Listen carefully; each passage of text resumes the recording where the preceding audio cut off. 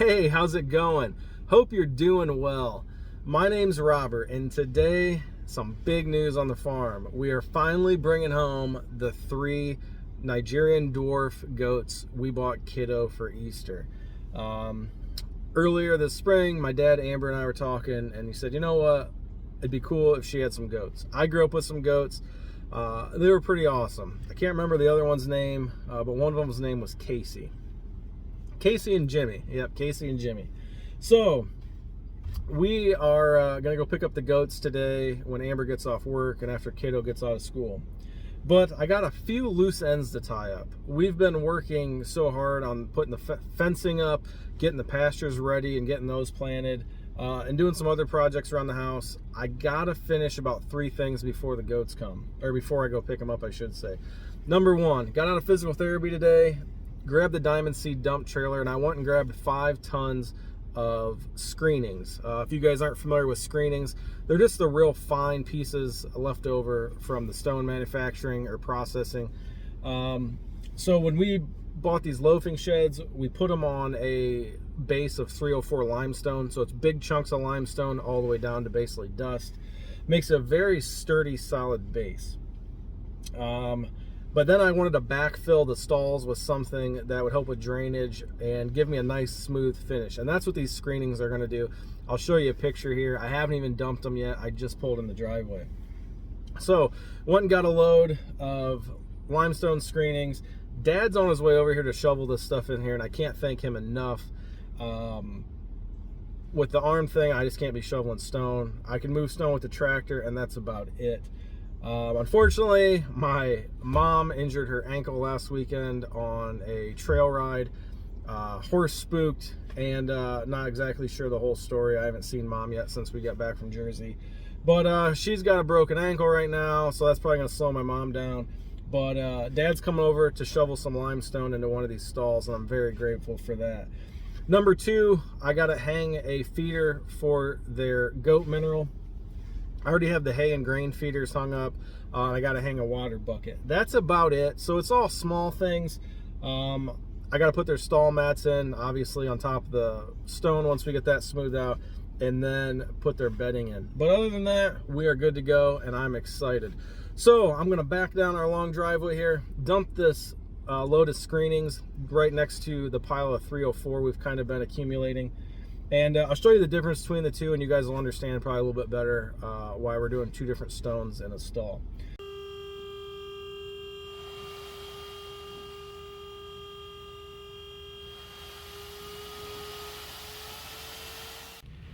All right, here's the 304 pile we've been using. As you can see, there's some bigger chunks, medium-sized stones, all the way down to dust. Over here, this is our screenings.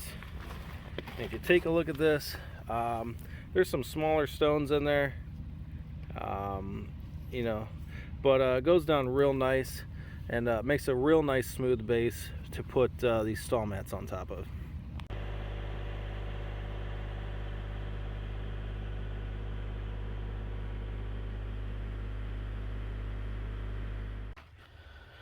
Alright, didn't take long to get a bucket load of screenings in here, leveled it out. Tamped it down with our feet just to try and get an idea how level it was. All right, we are 99% ready for the goats. Real quick, this is what we started with. These 3-sided loafing sheds. This one's going to be for the mini horses. Haven't done the fronts on these yet, and that piece of panel is just laying there. But let me turn you around over here and show you what we're working with. This is what we built out of that loafing shed. Like I said, we're about 99% done. Still got some things to do here, but I got a couple hours to do it. Real quick, I want to show you guys, this is a little bit of the low-lying area on the property. Just so you can see, we hauled in between 8 and 15 inches of stone, depending on what corner of the pad this was. That loafing shed is sitting on a 6x6, and we came halfway up the inside with those screenings. So no matter how hard it rains, these little guys are never going to get wet. There's a gate I went and bought, and as you can see, we're still working on the big fencing. But if you look through that fencing and see a little bit of green out there, that pasture mix I planted 4 days ago is already growing with all this rain, and a little bit over there too in the middle. So pretty excited. But let's go for a walk in here and show what we're working with. Outside, I wanted to put this Lexan or polycarbonate, whatever you want to call it. I wanted to give them some light in there in case the weather's really bad. They have to stay in. But beautiful board and batten. That's all wood that my buddy Austin milled on his big, he doesn't have a bandsaw mill, but his big circular saw mill. As you can see, I just framed out the top part of the Dutch door. I came out to make sure that fit before I skinned it in oak. All right, walk in here and get the lighting a little better. More oak that Austin milled. And I guess we'll start here and just go around in a circle. So, 2 water buckets. I don't know how tall these little buggers are. I haven't seen them in like a month. So, they got options now, I guess I could say. And I can move 1 bucket up to the height of the other one. But I still have to add 1 piece of that polycarbonate, get them some light in here. We went up quite a ways on these boards on the inside here. Like I said before, in the future these might be used for cattle or hogs. When it comes to hay feeder for goats, I was going to buy a steel one or make one out of wood. A couple ladies I know are kind of into goats, and they said that a horse hay bag works perfect. So we'll give that a try, I should say, go down that route. If you guys like something better, please let me know. Come over here. This is the goat supplement. Actually, mineral, I should say goat mineral. Over here, don't mind the mess on the other side of the wall. But we framed that wall in there. And then here is their grain feeder. And this is a 9x9 stall. Should be big enough for 3 dwarf goats. So, like I said, we'll go around here and show you that door. It's kind of my project area right there. I still have to add the batten boards on there, but everything's looking good. So I'm going to go add the oak boards on the outside of that, throw the hinges on, and I think that pretty much wraps up what we got to do. Oh, and add a couple more pieces of that polycarbonate up there, and take care of these carpenter bees. Well, they weren't happy about getting into a trailer, but I think they're going to enjoy their new life. Come on, kiddo. Bring your goats home. You gotta wrestle. Goat wrestler. Pick it up. You got it, you got it, you got it. Legs. Pick it up. Stand up. You're heavy. You're heavy. Can you help me, please? You guys here to see the goats? Charging admission. Charging admission. It's a nice stock trailer old Brock and Ashley have. Oh, look at you, got your collars picked out. I'd like to grab you. Oh, no. No, you don't go anywhere.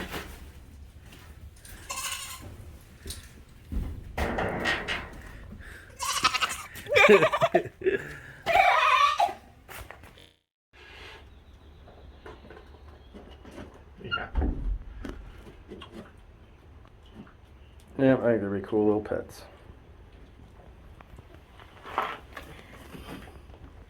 Like we don't know you, man. Well, it's been 8 days since we brought these 3 little Nigerian dwarf goats home. And I'd have to say they've settled in just fine. The only issue we've had here lately is the weather. Last week, we got a ton of rain on Friday, which was the Friday of Memorial Day weekend. We were supposed to go up with the family camping up by the lake. The campground called me actually after we were supposed to check in. Luckily, we hadn't left the house yet, and said, hey, if you're on your way, we're sorry. We have to cancel all reservations for this weekend. The campground is currently under 4 feet of water, and the sewer system is backing up. So we were still able to kind of salvage our weekend. But more importantly, the amount of rain we got really messed up my plans for doing a goat fence. Out in the horse pasture area, I was going to do a designated area for these guys. I've been reading a lot on their diets. I actually have a very good friend who's a high-level veterinarian for the government, and we've been talking back and forth with her. The males can be a little bit susceptible to kidney stones, so really trying to watch what they eat, low-grain diet, pelletized feed, making sure they have tons of fresh water. And so really don't want them out on wet pasture grass. So I was going to fence in with some combo panels, an area just for these guys, but with the rain it did not work. So we kind of compromised. When we brought these guys home, we left them in their stall for 2 days straight, getting them out every once in a while, trying to train them on leashes, which is hysterical. These guys are a little skittish. I got these off a friend, a couple of mine, Josh and Kelsey. I want to say thank you. I know Josh watches these videos. Thanks for the deal you made us with these goats. We really appreciate it. But Josh had told me, hey man, they're a little skittish. He said his kids weren't playing with them as much as he thought they would, and they breed these goats. So he said, hey, I know your kiddo, and she will definitely break them of being skittish, which our kiddo has a way of doing that with animals. But we left them in the pen for 2 days, trying to get them acclimated, and it was just way too wet to even go out and work on their pasture area. So what I did is, my dad has one of those 10 by 10 dog kennels, 8-foot tall walls, all chain link, and he said, hey, why don't you take some of these to your house? So we brought 4 of the panels over. We used 3 of them. I'll put a picture in here what we did. We built it right between those 2 loafing sheds that you can see right out here. This one's for the mini horses. On the other side is the one that we finished out for the goats. But that way they had like basically a 10 by 10 area to go out, get on the stones, kind of get acclimated. These guys are kind of flighty, and I know they're living in a new area without their parents. So I wanted to just give them a nice safe environment where they could get adjusted to our property, the sounds of the chickens and everything like that. So they were out on there. I took a couple stumps I had, moved them out there with the grapple and the tractor. Dad and I screwed a board between the 2 of them, give them something to kind of climb on and play with. But as you can see, these guys are the class clowns. A couple days ago, over the weekend actually, my wife Amber and I were talking, and she said, you know what, I think we should buy one of those portable goat fences. So as always, we did some research, watched a bunch of videos, read a bunch of reviews, and this is what we settled on. This is ElectroStop electric goat fence. This is by the Premier One company, and I'm so excited with this purchase. This thing showed up today. Amber was actually at a doctor's appointment, so with the help of kiddo and one of her 8-year-old friends, we put this fence up. This thing is fantastic. It's 100 feet long. I believe every 8'6" there's a fiberglass post. We'll pan you around over here. She's out there playing. And it comes with 4 of these black extra fiberglass posts to put in the corners. So right now it's roughly 25 by 25 square. And then for the door, you just kind of overlap it. And this thing does come with its own fence charger. This is a solar powered by Premier One. We charged it real quick out of the box until I checked the light and said it was fully charged. And this thing is fantastic. They're not what I would consider cheap, and in a way they are cheap. The portability of these things is fantastic. Like I said, we've only had it up a few hours.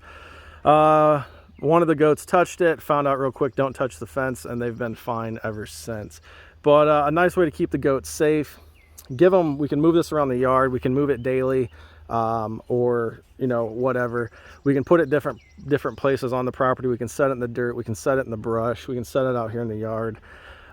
Just really give these goats a nice place to get acclimated to the property, and a nice place to get out and enjoy the sun while the pasture dries out. The next 4 days are supposed to be in the 90s, so hopefully I can get some people over here and we can help start getting the actual goat fence put up.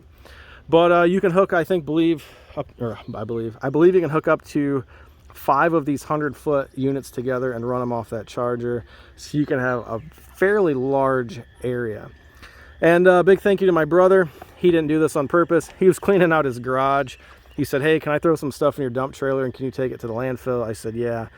He brought over that patio umbrella, and it was pretty hot out here today. So we stabbed that in the ground, opened it up, and the goats now have a patio umbrella.